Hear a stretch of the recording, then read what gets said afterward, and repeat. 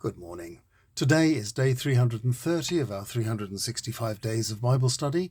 We are looking at those parts of the Gospel which are unique to St. Luke and don't appear in any of the other Gospels. And today we come to the famous story of the Good Samaritan, Luke chapter 10, verses 29 to 37. But the lawyer wanted to justify himself, so he said to Jesus, "Well, then who is my neighbour?" Jesus put him right, like this. There was this man travelling down from Jerusalem towards Jericho, and he encountered some muggers who stripped him and beat him up badly and left him half dead.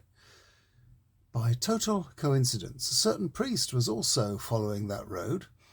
When he saw the man, he crossed to the other side as he went past. It was the same when a Levite came to the place. When he noticed the man, he also crossed over and passed him by. But there was a Samaritan making the same journey. When he came to the place where the man was, he saw him and was filled with pity for him.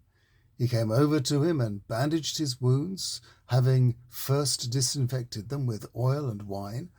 Then he put him on his own beast and took him to an inn where he nursed him. The next day he paid the landlord 2 denarii with instructions to look after him and to keep account of any further expenditure which he had said he would reimburse when he came back. Now, which of these three do you think showed himself to be a neighbour to the man who had been mugged?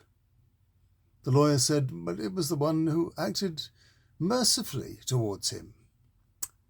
And Jesus said to him, "That's how you should behave too." Back on day 260, we looked at how this parable, which only Luke gives to us, was slipped in to the place where in Matthew's Gospel, Jesus has just answered a question which had been put to him with words we often use in worship today. I translated the words in Matthew like this: "You should love the Lord your God strongly, heart and soul, and you should love your neighbour as yourself." That's what prompted the lawyer at the beginning of our reading today to ask the question, well then, who is my neighbour? If you would like to listen to the talk for day 260, you will find there detailed reasons why Jews and Samaritans didn't get on in those days. They get on much better now, 2,000 years later. It was in Luke's formerly pagan readers' interests that he should be able to demonstrate clearly that Jesus did not intend his message to be just for Jews.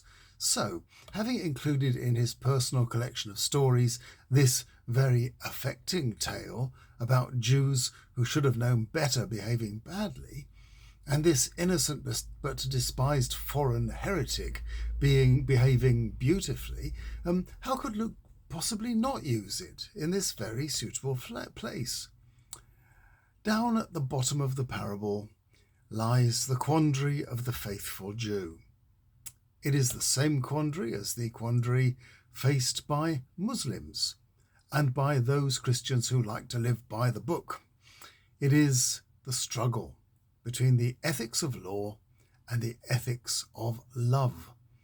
Jesus replaced the 613 precepts of the law with 2 simple rules, that we should love God and love our neighbour.